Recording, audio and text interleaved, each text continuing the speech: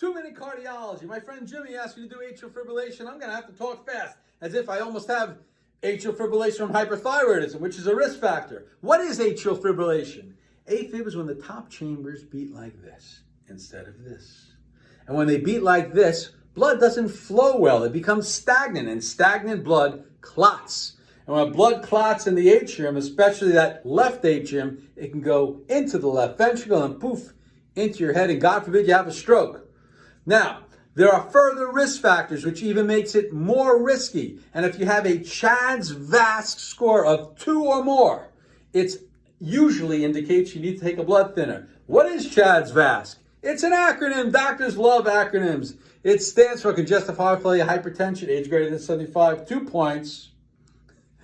Diabetes, stroke, 2 points. VASC, vascular, age greater than 65 gets your point. And SC is a sex category, which is a woman gets an extra point. 2 or more points, most people have to take a DOAC. What's a DOAC? It's an acronym. Doctors love acronyms. DOACs are those blood thinners you see sold on TV. Pradaxa, Eliquis, Xarelto. What else can you do? Well, there's a bunch of things you can do in AFib. Let's say you just have AFib and it's going really fast. You can go to the hospital. They can put you to sleep and you go, and you're back in normal rhythm. But for how long? Some people need to take antiarrhythmics. Now these antiarrhythmics don't work too well. And not only are they antiarrhythmic, they can also be proarrhythmic and potentially dangerous. The other thing is you can just slow the rate and take the blood thinner.